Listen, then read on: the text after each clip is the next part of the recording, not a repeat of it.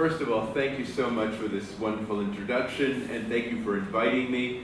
And in particular, what was very striking, and this became really clear when I got here, actually, is about what it means to be liberal anymore.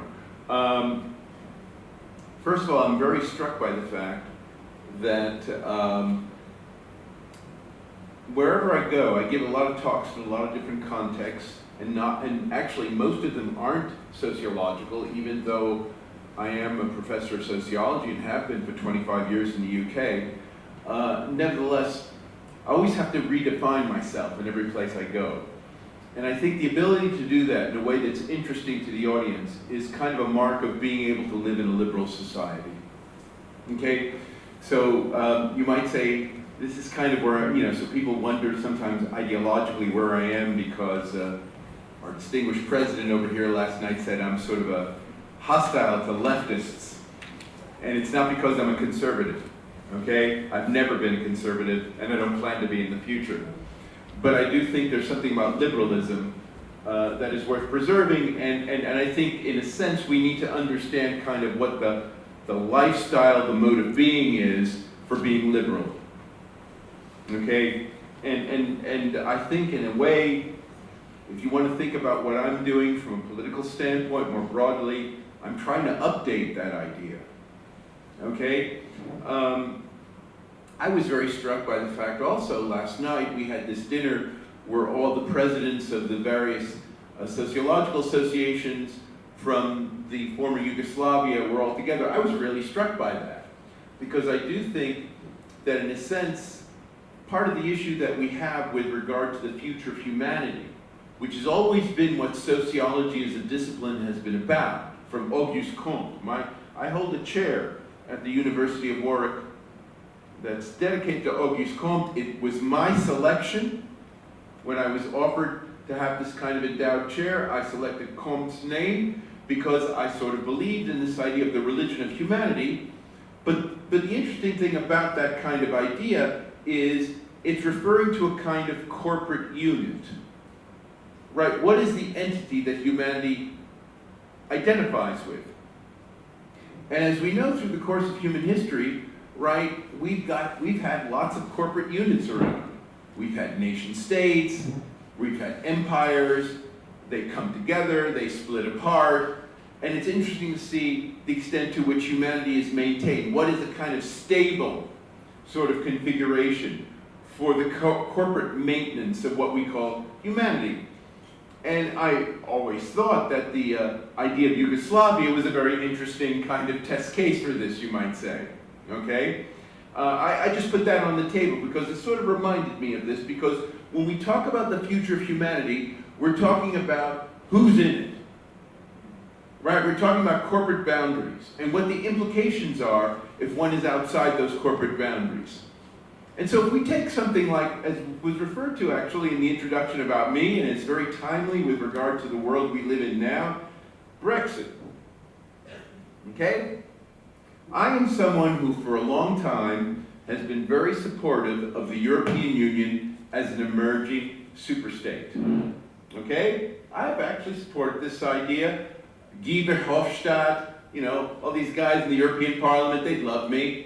I'm not necessarily on the details, but I basically believe that the idea of a corporate Europe is a great idea with regard to providing some kind of guidance along the lines that, in fact, the sort of general Enlightenment project, that people like Habermas, blah, blah, have been sort of supporting.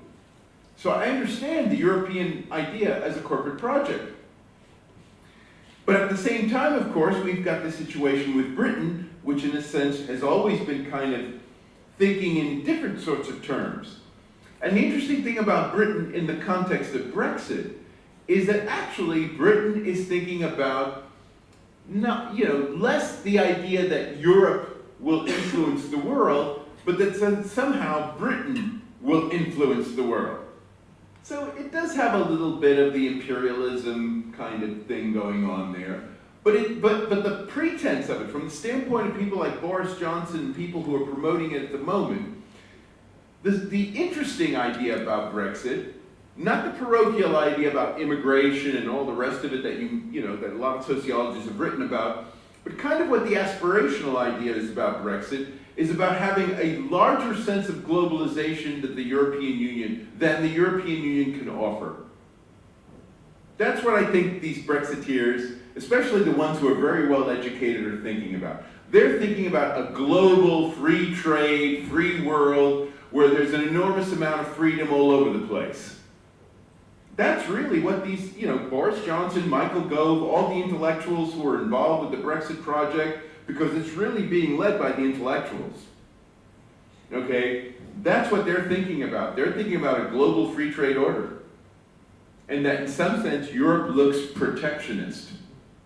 Right? And so that's why so much of the debate about Britain leaving the European Union is about this business of regulatory alignment, right? That Britain might create all kinds of new rules and things that break with European stuff.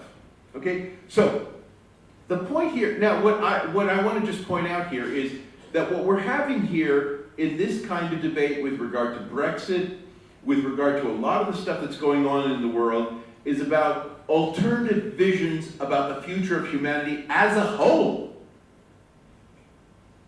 Right? So it's not about parochialism. It's not about nation states retreating. It's not really about that. It's about alternative visions of the universal. And so sociologists should be very interested in that issue. Okay? Because that's how the discipline began in the first place. Okay? And so the question is, who is human? What does it mean to be human? Right? And who is potentially human?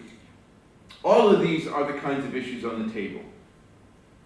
And of course, if you think about the Enlightenment project and you think about the way in which Auguste Comte originally presented sociology, as an idea in the early 19th century, right? The idea was that not everyone is there yet. We have to bring them up. This is very much the Enlightenment narrative of progress, right? And that once we tell them what we're doing to them, they'll voluntarily assent to it, right? I mean, this is kind of what the idea has been. And Auguste Comte is very much part of that. And so the point is, the reason why sociology in Auguste Comte's mind was called the religion of humanity was because human was something in the making. Something in the making, right? In other words, we shouldn't just assume that you automatically are human full-fledged simply because you were born a certain way. That humanity is a project. Now, the interesting question, of course, there is, where do you have to start from to be eligible for the project? It seems to me that's the kind of issue that hovers over this conception of things. And here I would just point out, and this is where the history becomes important, that it's only in the mid-18th century, with this coinage of the term Homo sapiens by Linnaeus, that we actually get a very clear identification of the human, which up to that point was primarily a normative term. We get that starting to be identified exclusively with a certain kind of upright ape. In other words, the idea of the human can be naturalistically identified. But if you find the right kind of creature, they're a human, right? This is a mid-18th century idea, because if you go prior to that point, you will see that in fact, human is primarily normative, and people were perfectly happy to discount all kinds of upright apes. And I'm not just talking about upright apes from non-European societies, I'm talking about European societies as well. Okay, so let's get clear about this. We're not talking about today's, racial, ethnic, whatever kind of issues. All those kinds of issues where people talk about, humanity in that sense from the post-colonial standpoint, that is something that only really begins to get salient after the mid-18th century. Prior to that point, even if you were born in Europe, there was an issue about your humanity. Okay? So human has always been a normative category.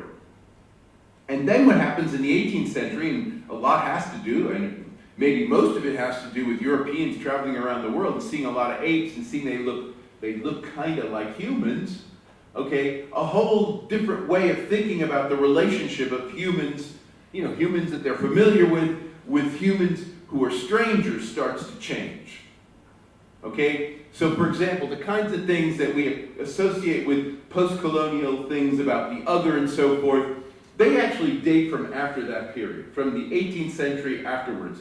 And Edward Said's book about Orientalism and all the things that launched the post-colonial thing, it's about that period. Because of course, before that time, there was a lot of encounters with other cultures, but people never quite thought about stuff that way.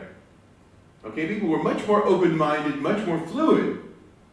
And what determined whether someone is human or not had to do with actually the nature of the social interaction. Whether you were civilized or barbarian, but it didn't have to do with what you look like. Okay, and this is the point about the upright ape idea. This is when you start to get the kind of modern notion of racism beginning to come in, and the modern notion of ethnic difference, is when you start to think, well, maybe the difference in the way people and beings appear makes a difference. Okay? That dates from the mid-18th century. It's an Enlightenment idea. And it immediately kind of gives you sort of two different strands of thought that feed into both the scientific and the theological side of things.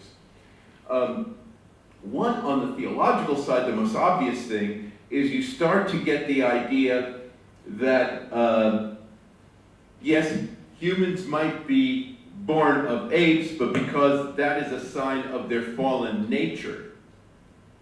Right, so you sort of imagine there's this perfect form of the human, Adam bit the apple, and then we descended to apes, and then we have to rise up from it. This was the most natural understanding of this point up until the time of Darwin. So that the fact that there are apes and they're ape-like looking people, and they operate in seemingly ape-like looking ways, right? This is a function of the fall. That was one kind of move. And of course, the scientific move was the scientific racism stuff, which led to all kinds of views about, you're probably familiar with the picture of you have the monkey and you rise up and then you have the upright human, right? It comes from that as well, okay? But this again, we only start to get this kind of way of thinking about things once Europeans who've traveled around the world and have seen a lot of apes start to get morphologically oriented, okay? And so there is a sense in which part of the way in which we get beyond things like racial and ethnic difference, which has been very much a preoccupation of especially modern sociology, is by stepping back and looking at what the human has been and why it is that it's become kind of this certain kind of idea in the modern period, okay? Because I would put forth to you that prior to the middle of the 18th century, that in fact people did not have any very strong morphological views about what a human could be.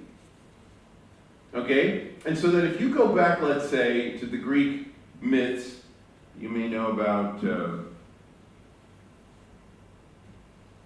Aesop's fables, right? These are fables, right, that are about animals. The fox and the grapes, the ant and the grasshopper, all these wonderful things, right? All these things. We often say nowadays that that these fables that Aesop was writing were anthropomorphic, that they were in some sense attributing human qualities to animals that aren't really theirs. I don't actually think that's how he thought about it. I actually thought that there were these qualities that we associate with human beings that are shared with animals. Okay? And that's because I think the word human didn't have that kind of very biologically specific notion attached to it. And if you look at Aesop's fables, there's only one. He wrote, I think, 150 fables. I forget how many, but only one has an ape in it.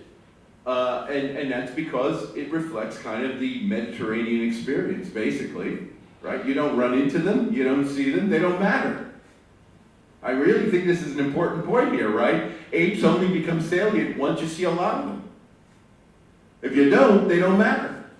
And that's why the whole fixation on the ape is very much a kind of, it tells you something about the difference that the age of exploration, of colonialism, made to our understanding of the human. That people weren't even thinking in terms of apes prior to that point.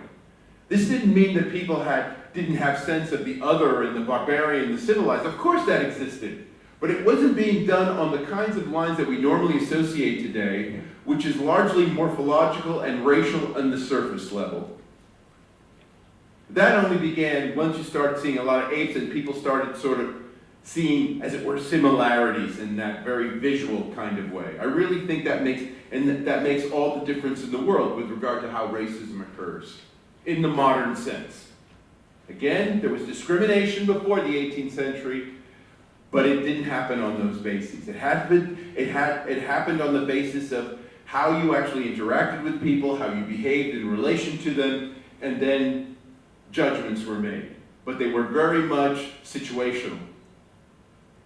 Okay? So I think that, what this does, what I'm sort of laying out for you here at the outset, is a sense in which the signifier of the human has always been quite fluid. And what we call racism, which is very much a kind of product of both politics and science, is a relatively modern invention, and it's one that I think we are gradually overcoming through both politics and science. Okay? And this, in a sense, raises issues about what sociology should be concerned about today. Okay? And one of the things, how much more time do I have? 5 minutes. Yeah, that's fine. I realize I just want to sort of, as a pause here, because one of the things that's very interesting about the history of sociology once you move into the later 19th century, so beyond Comte, who had a kind of political project, and I'm not going to go into that at all, but once you get into this kind of reinvention of sociology at the end of the 19th and early 20th century, with people like Durkheim and Weber, and of course Marx, I would include in this category as well, is that one of the things that all these thinkers have in common is the idea that they recognize society as something that in some way has to be created, has to be invented, right, has to be incorporated, okay?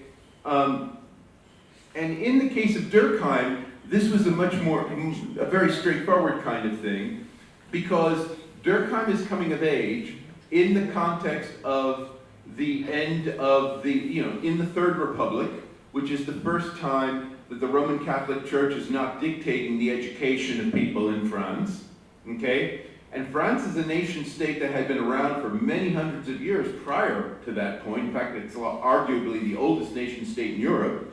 But it had been governed, the schools had been governed by the Roman Catholic Church, and with the Third Republic in 1870, this gets removed. And so there's a question about what is the basis on which the social bond is maintained if it's not maintained on the basis of Christianity. And this was the context in which Durkheim introduces sociology into the education curriculum, right? That's the first place where he introduces it as moral education at the end of the 19th century, and eventually he gets a chair and he manages to establish sociology as a proper discipline, blah, blah, blah. But the point is, this is the context in which it happens, and the idea here is, how do you then maintain the kind of social bond? Now, Durkheim had a natural advantage because there was already, for him, the society was the nation state. And to a large extent, sociology as a discipline has depended on that, especially from the standpoint of the textbooks and what sociologists consider social problems, right? That the Durkheimian anchor has been really important, which is basically one in which you have a nation state that's been secularized, and so now you have to come up with the normativity for that, right? The norms for that. And that's the context in which you can talk about crime and deviance and all these other things, right? They don't really make any sense unless you've got kind of a bounded social system, okay? And that's where sociology really first gets its, it's a replacement for the church. The church had answers to all those questions too. And not only that, the answers the church had weren't just applicable to France, they were applicable to everywhere where the church operated. Right? But now you've got a nation state that has got rid of that kind of external influence on the normativity of the social life, and then what is the basis for your norms? This is what Durkheim's dealing with, right? And if you look at his stuff about anomie and all the rest of it, this is pretty clear. This is kind of the issue. Now, Weber and Marx pose two kind of different sort of scenarios. And both of them, you might say, appeal to what we would now call the constructivist side of society. That societies are constructed. Because at the end of the day, both Weber and Marx believe there is no natural social order, right? In a sense, these things are constructed. And the question is how they're constructed and by whom they're constructed. And that's why Weber puts an enormous amount of emphasis on the role of the law, and in particular contract law, as a basis on which society is organized. And he talks about all the implications of that, all right? And he also is very explicit that at the end of the day, the way the law is maintained is through the power relations. Okay? Weber, now, when you have that kind of view about what a society is, it is constructed. And then the only question is, who's there constructing it, right? And who's subject to the construction? Okay? That's Weber, basically. Now, with Marx, you've got a kind of normative version of this, you might say. Namely, Marx has an idea of how it should be constructed, and this is where things like class consciousness make a difference. Right? Where in some sense, the society is not doing what it should do because it's misconstructed. And so what you have to do is you got to get the right people talking to each other. You have to get the workers organized and no longer paying attention so much to the people who are paying them. Right? So you have to develop class consciousness. So that involves a kind of different kind of arrangement of how the society is organized in order to get some kind of progress coming through. That's the basic Marxist scenario, okay? Now the reason why I'm raising all this stuff, which you all know from the history of sociology, is that now we're sort of in this kind of situation where the issue about what society is, right, because insofar as sociology has any kind of legitimacy as a discipline in the 21st century, it will have to do with how it actually defines society. Who's in it, who's out of it, and it's within that context then a normative structure can be defined. And of course, the tendency, of course, among sociologists, including politically active ones, is to just sort of carry on a bit mindlessly 20th century ideas. Okay? And theorists, of course, bear the blame for most of this. Because theorists don't tend to actually, one of the problems with theory as a kind of field within sociology is that it's just theorists talking to theorists, and there really isn't sufficient attention paid to the world as it's actually happening now. Not the world as it happened when the theorists were theorizing, but the world as it's happening now. Okay? And this goes for a lot of people. Okay? This goes for a lot of people. I'm not going to name names, but you know what I'm talking about. And this is one of the reasons why a lot of sociologists just won't have anything to do with theory anymore. Because it looks like a kind of bankrupt, old-fashioned kind of pursuit. And it is. Right? Because there isn't really a sufficient fundamental conceptualization of what the society's about. And this is where, I was surprised to hear this president from the International Sociological Association made reference to my debates that I've had over the years with Bruno Latour. Now you see, even though I'm on the opposite side from Bruno Latour, he's actually talking about this issue. Okay? He's actually talking about how you define society. Right? And he's not taking for granted that it is exclusively human, or more to the point, in an interesting way politically, that it is all humans. Okay? at least as we normally understand it. And if you think about the sorts of issues that are going on with the climate revolt now, you know, Extinction Rebellion, this kind of thing, you can see where this is coming from. Because these people who are very concerned about the planet and are trying to mobilize people, I would say in the first instance, their primary normative concern is not with preserving all of humanity, but rather preserving those aspects of humanity that can be compatible with preserving the maximum number of species in the natural environment. And if that means getting rid of some people, that will be fine. Right? That is a kind of emerging social contract that we have to pay attention to. Okay? So this idea that the human world, that the world for which humans are responsible, has to take into account necessarily all Homo sapiens, you know, is a kind of open question. And I think, you know, if you follow sort of the disagreement between me and Latour, this is kind of, I think at the normative level, it kind of boils down to that. Though nobody wants to be so explicit about it, but I do think one of the things that's sort of on the table for discussion is whether all of those individuals that we normally call Homo sapiens, those humans, whether all of them should be preserved in the future that we're imagining as ideal or as desirable. That is the issue, okay? And this then goes back to the question about what the human refers to. And that's why I keep on coming back to this idea that it's only in the mid-18th century that the human becomes Homo sapiens. Otherwise, human is a much broader normative category that can encompass all kinds of beings. And I've only talked so far about the possibility from the ecological side, but the way this conference began with this Slovenian robot, which was a pretty surprising thing as far as I was concerned, that brings in the other side of the issue, okay? The idea of developing androids, right, that are sufficiently competent that we can recognize them as part of our own community, give them rights, you know, feel that they have to be protected in the way that other humans have to be protected, okay? I mean, we've already set a precedent for this, by the way. This is not as science fictional as it sounds. And here I would make reference, and it's a very checkered reference, to the fact that there is this robot which has been produced by Hanson Robotics in Hong Kong called Sophia, which has become a citizen of Saudi Arabia.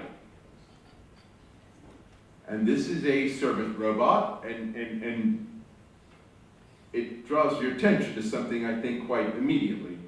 It's female. I don't think a male robot would have citizenship in Saudi Arabia. But the point here is, right, in terms of how we extend our concepts of humanity, right, and especially if we start to think we're going to be moving in this much more expansive universal direction and we're concerned about things, what is going to be left behind?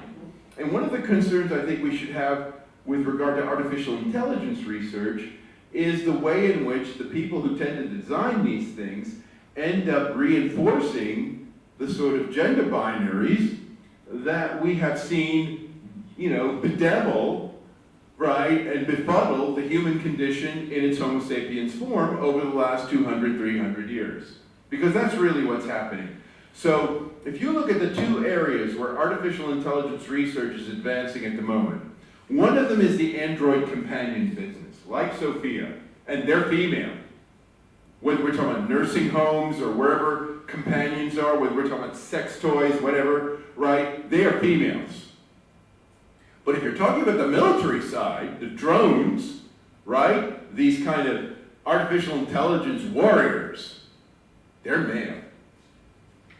Okay? So the gender segregation in its sharpest form, the sort of thing that, in a sense, the modern liberal society has been spending the last 200-300 years trying to erase or mitigate, is being reproduced willy-nilly in the artificial intelligence systems, and they will become more prominent the more advanced those systems become. This is where sociology should be. Okay? Because what you don't want, so even as you are extending, even as we are extending our sense of what the human is, beyond Homo sapiens, to both other animal species and to these kinds of mechanized android existences, the last thing we want to do is to reproduce the kinds of forms of discrimination that have bedeviled Homo sapiens since the middle of the 18th century. And I'm afraid that unless sociologists step up to the plate and start talking about this kind of stuff, right, it's going to happen.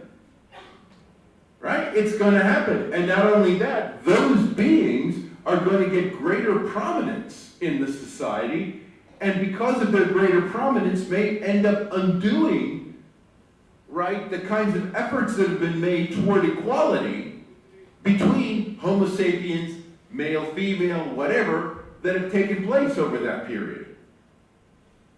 Okay?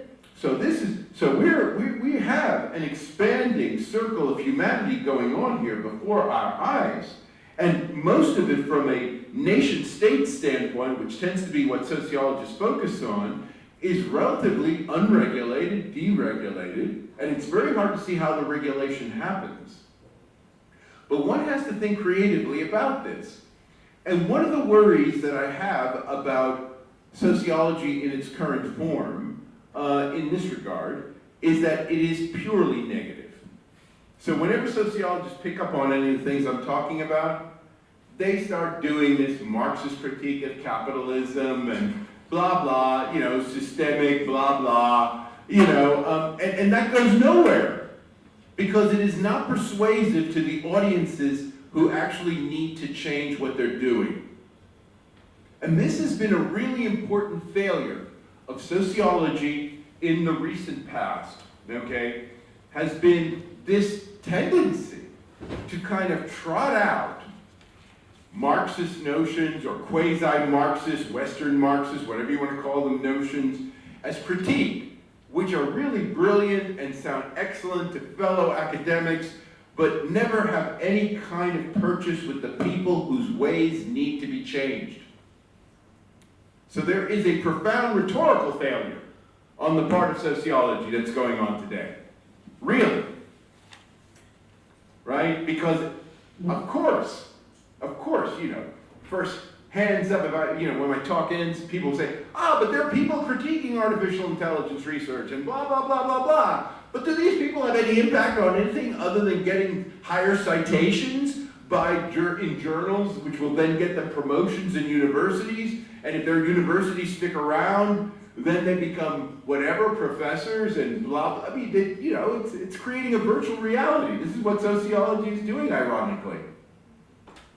Sociology is creating a kind of virtual reality with regard to the new reality that is emerging here. And so when I see my colleagues, and most of them are much younger than me, talk about, race, class, gender, and they trot out all this kind of, quasi-pseudo-Marxist stuff and all that stuff that was really kind of hot in the 60s and the 80s and so forth. I think, Jesus. The only reason why this stuff survives is because we've got the institutions in place now to reproduce them. It's not because these things are going to have any kind of influence. Because if you look at the way the world has changed, okay, so I'm one who's old enough to know how the world has changed since the late 1970s to now, okay? I can tell you right now that all of these kinds of Marxist-inspired, Western Marxist-inspired critiques, they were already there. The gender critiques, the race critiques, the class critiques, they were already there in the late 1970s, 1980s. Look at how the world has changed since that time. To what extent did those critiques make any difference to it? People are still making the same critiques, and the world changed regardless of them. I'm not saying the world didn't change, but we've got sociology that acts as if nothing's changed for the last 40 years. I really think so, okay? So from the standpoint, because I wasn't expecting that you would have all these great major domos from the professional associations in sociology giving opening talks and stuff like this. But really, the world's changed so much. And sociology, to a large extent, is still singing the same tune. Okay? And so this is why, how much more time do I have? 5 minutes, okay. This is why I think, for those of you younger people, who in a sense are contemplating going into sociology and so forth, one of the pieces of advice I would give to you is to really try as hard as you can to break away from what your teachers are taking as a default position. I mean, you might think this is, at one level you might think this is obvious, but I really think you need to, I'm afraid I have to say it explicitly as someone who's been in this business as long as I have, and unless you start thinking and talking in a different way, it's not going to happen by itself, right? Because the institutional structures, no matter how much academics complain about universities, especially in the Western world, they are sufficiently protected that people can just go on forever and ever and ever talking about the same thing as if the world's never changed. And one of the great advantages, I would say, about the fact that all academics, younger academics, are now in precarious employment and you don't know where you're going to be paid next week, one of the advantages of that is that you no longer have an incentive to just buy into the default positions of the academic establishment. That is a real incentive from an intellectual standpoint. Because if the older generation can no longer guarantee you a job for repeating what they've been saying, regardless of the consequences, right, then you're really forced to think for yourself. And I don't normally think of myself as a libertarian, but this is the kind of thing libertarians do say. I'll just give you a little warning notice to this. But this is one of the things that make libertarians very hostile to institutions generally, is the tendency that when institutions work, people's thinking stop. And the world goes on, nevertheless. And so I really think, again, if I have to give some kind of, advice to people, that would be what I would say. I would say really break away from the past, because the world is changing very fast in ways, that we're sort of understanding only as it happens. And the categories that we've got from sociology, especially from the second half of the 20th century, the race, class, gender thing, which was very much part of the solidification of sociology as a discipline in the second half of the 20th century, is falling apart. Okay? It's falling apart as an analytic device, and I would advise you to try to move away from it. And I'll stop here.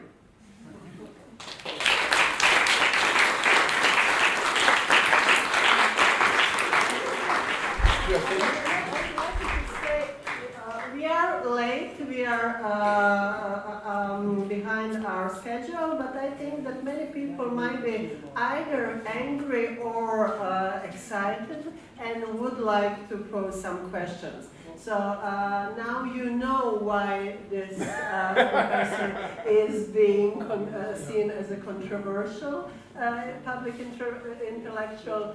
Please, I think, and I agree with moderator of the next round table, that we can take another few minutes at least for a debate. So, yeah. This woman seems to want to really go for it. Yeah. Thank you very much for your very exciting lecture. I enjoyed very much. And I would like to ask you for your view about these questions of climate change, which you also emphasized. Do you think that sociology is able to do the job by itself? Or do you see it in connection with some other thinking, other disciplines, let's say? Well, first of all, I'm very much for interdisciplinary work, okay? But I do think one of the things that sociologists ought to pay attention to immediately in terms of the climate change issue is the fact that all of the parties involved aren't necessarily committed to preserving all of humanity. And I think this is where a lot of the political differences lie. Okay? I think, so for example, if you take a very extreme kind of view like the Extinction Rebellion stuff, I think their kind of rhetoric and their way of looking at things works best if you think that we might lose anybody to a massive climate change. But I think a lot of the people who think about these matters, they're not denying the facts, but they're willing to live with the consequences. Okay? So there's this issue about, and I think this is to a large extent how the Cold War happened and a lot of the other stuff, where people's mentality is not to disagree with what the facts are saying, but whether you could live with the outcome. And you sort of imagine yourself in some place in the outcome. But I think the Extinction Rebellion thing really only gets traction if you sort of are really concerned about about even a small number of people dying, or maybe 1 billion dying, or 2 billion dying, and that would be seen as a catastrophe. Because nobody, even in this argument, believes the entire human condition would disappear. So we're talking about numbers to a large extent, if you want to be really kind of clear. And that's where sociology could be very interesting as a way of making this issue more precise. Just exactly what people are worried about, even if we don't change. Right? Because my guess, to be honest with you, I think the problem with the climate change is the same problem that's always existed with development. You have underdeveloped parts of the world, they're more vulnerable to whatever happens. And now we call it climate change. We used to call it poverty. It's the same thing, it's the same people who are vulnerable. And the issue is just about what your emotional response in a way is to motivate you to do action.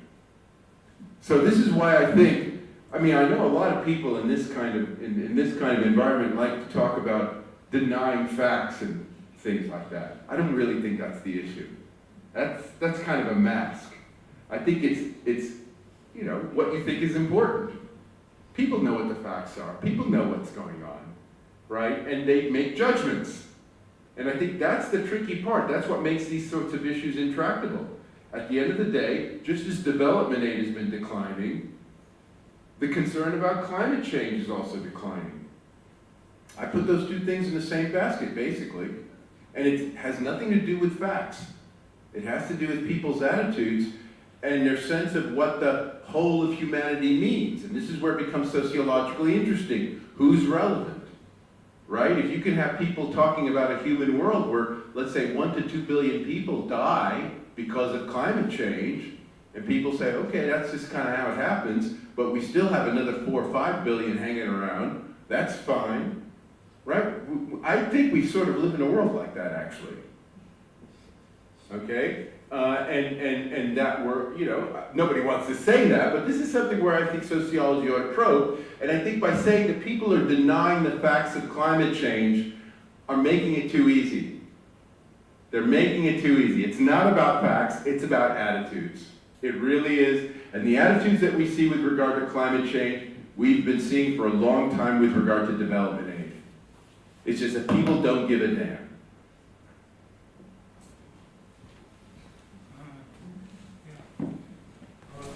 Thank you very much.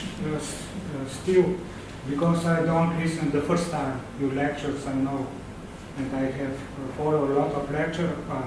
I would say that you are more and more challenging concerning the position of social scientists. Yeah. That is good, and it's also interesting that you, in some sense, found the guilty by our founding fathers. Actually, this normative concept of human Homo sapiens, etc., all other normative terms have been in some sense created already by our former thinkers. But let's go a little on the other side. How on the side of natural scientists? Because in some sense you said how fast change the views about 30 years ago, for instance, totally changed. But also if we would say, I don't know, I now remember Horgan, that is one who wrote this book about limit of science. Uh-huh. Yeah, Horgan, John Horgan. Horgan. John Horgan, Yeah. from Scientific American. Yeah. And that's how he says that in some sense science, natural, basic stopped. Yeah. because should go all in the direction of application. And now how would I say this, your terms are morphological orientation, your ableism, you are identified also in some sense as transhumanist, etc. How would define regard to social science now the position of natural science? Yeah. You know, because this Kurzweil I didn't want to get into any of that, but yes, you're right. speculative. Please explain a little position now. I didn't want to talk about transhumanism, but I do think that an issue that he's alluding to here, which in a way is kind of in the background of the way I've presented, as it were, the failure of sociology to you, is this idea of morphological freedom. Okay? One of the things that I think becomes really clear from the history of the natural sciences, and again, I don't know how much contact social scientists do have with the natural scientists, but natural scientists are very fluid in how they understand things, generally speaking. And so even the idea of a species, right, is a conventional marker. There are no clear ways you could, let's say, look at the genome of an organism and say it's this species rather than that species. There's nothing of that kind. These are conventional markers, right? Because the amount of genetic overlap between all species is enormous.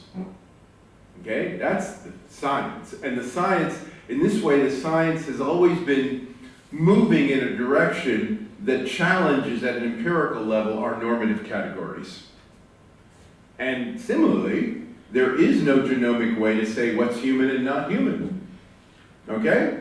I mean, again, this is why I go back to Homo sapiens in the mid-18th century and apes and all the rest of it, because that thing of that there's an idea of what's human and not human is a purely visual distinction. It is exactly as it was represented in the textbooks. There was never anything genetically deeper than that. Because these people in the mid-18th century didn't know anything about genetics. They just knew what looked like what, and then they made a kind of cutoff point. That's really how it happened. It really did. And then people tried to figure out maybe the skull size and all the rest of it. And there were all kinds of other things that happened later on in the 19th century to try to make this kind of visual appearance look real. But at the end of the day, once genetics kicked in, and once you actually understood how various beings were composed, you realize that this racial thing doesn't work, this species thing doesn't work. And that's why I'm very supportive of this idea. I talked about this a little bit last night at the dinner, about 23andMe. Do people know about this, 23andMe? This is a firm that scans your genome, right? It builds itself as kind of a genealogical thing, right? But basically what it says is, given what we can scan from your genome, which they can take from your saliva or something like this, that we can tell what part of the world your various ancestors came from. And of course, the result is always very heterogeneous. This is the point, right? So insofar as we start to get very genomically oriented with regard to our identity, we're going to destroy these kinds of modern notions of racism. And that's one reason why I actually am very promotive. I promote a lot. This is a Silicon Valley kind of idea, but I promote this because I think this is how you destroy racism, but it then opens up the question about how you constitute the society, right? Because if you actually were to compare the genome of a human with an ape, with a dog, and then you did a similar kind of scan, you'd find enormous overlap. And you'd find different parts of the world, probably where they came from, and maybe similar parts of the world. And then what conclusions do you draw from that? You see? And so generally speaking, what the natural sciences have done, just to sort of summarize, is that it has broken down the kinds of distinctions that have been based largely on surface appearances. Because it gets into the causes, into the roots, and you realize the roots are much more involved and integrated. And insofar as we believe the scientific story over the superficial visual story, we're bound to have a more encompassing, inclusive conception of the human. And so the natural sciences are actually our friend in this context, and that very often I'm afraid it's often the social scientists who are reinforcing a lot of these race, class, gender things that actually don't correspond. And even at the level of self-understanding, I might add, we haven't got to that issue yet, but even in terms of how people, if you ask them how they understand themselves, I don't think the race, class, gender thing really maps on as well as the theories in sociology would say. They don't map on. People don't identify with them. Unless they've taken a lot of courses with sociologists and been forced to believe it. Yes? Hi, Rudy Blanchett, another institutionally protected sociologist. I can tell by the way you look. Yeah. No, just one question. You said that, world changed, regardless what sociology or social sciences spoke of. Well, what is the scientific proof that you can disentangle the discourse from what is happening? So this is quite a bold claim I think you made. And another thing, I agree that sociology often speaks the language that do not correspond to reality.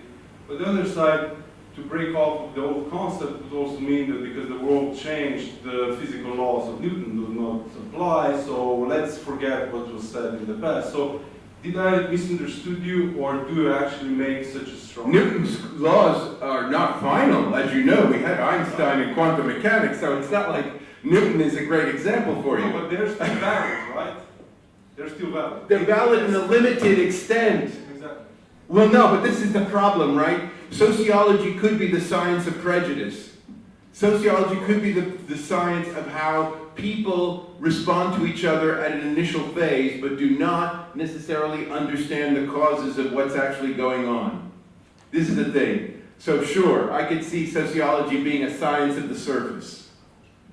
That's entirely possible, okay? But look, here's a good sign that sociology is not really adapting to change. This kind of, the way capitalism is just this kind of omnibus expression, right? So even though capitalism seems to have gone through many different changes from the late 70s to where we are now, it's still this kind of protean force that never, is always eluding us, right? Isn't that the sign that you're hanging on to a kind of superstition that capitalism is not really the concept you should be focused on? Right? If capitalism is kind of so many different modes of production, most of which cancel out the previous ones, then doesn't it make it seem that capitalism, whatever it might mean, is not a good analytic category? This is the thing. I mean, because you look at David Harvey and Zizek and all these kind of old-time religion people, really, what they're saying now they could have said 40 years ago. And they did say it 40 years ago because they're old enough. But the world has changed so substantially, and what they're trying to do is basically taking the stuff from the 70s and 80s and mapping it onto what it is now and doing the best they can to dance around it. But they're not really, facing the new modes of production in their own form. They're still mapping on the old ways of understanding it. And that's in fact very explicit in their analyses. The changing form does not mean that the content actually changes. Yeah. You sound like a scholastic philosopher. Do you ever worry that, when sociologists start to sound like scholastic philosophers from the Middle Ages, there's a problem? Because the Renaissance and the Reformation is around the corner. And it's going to obliterate this entire discussion. Really. This is what, I'm serious, guy, and I'm not sure that sociology as a discipline will survive this, to be perfectly honest, if they keep on going down this route of Marxist political economy, man, kind of thing. Come on, it doesn't work. It doesn't work. And they're always playing catch-up. They're always playing catch-up using the old concepts to try to map onto things that are happening now. Why don't you come up with some new concepts, you young people? Why are you always repeating the past? To be a little bit optimistic at the end, you are a part of the academic institution. Yeah, you hear what I'm saying. I'm trying to break away from this. Yeah, but you are a product of Sure. yeah. So that gives us some optimism. Yes, you have to unlearn. Yeah. You have to unlearn. You learn so you can unlearn. This is really important. And I'm always worried when I hear people say, oh, David Harvey or Zizek or whatever. I say, oh my God. You know, think of the world you're moving into, not the world you came from. Thank you for a very You provocative have no talk. right to injustice. What? Even if you are institutionally protected and if you preach on unlearning, you have no right to do injustice, like the Extinction Rebellion. I think your opinion on climate change is only an opinion without any facts and based on... I believe the climate's changing. I'm not against climate. I mean, I believe climate is changing. The question is what you do about it. But yeah, but what you say about Extinction Rebellion is the fact it reflects anti-propaganda and not Extinction Rebellion goals itself. Look, if Extinction Rebellion wants to really, I don't think it's a really good, rhetorically speaking, I may be proven wrong, I don't think it's a really good way to actually address the issue. But I don't deny there's an issue. This is my point. Thank you, What if you Steve. were born on Barbados? What? If you were a friend of Rihanna, for instance, I doubt that you would dare to actually neglect climate changes, just like, that it used to be like it's happening now, that it was like 30 years ago as present before. I mean, it's nonsense. Thank you for your opinion. Is there another burning question that cannot wait for a coffee break and informal discussion? It's time. It's time. Thank you. Thank you very much. Thank you so much.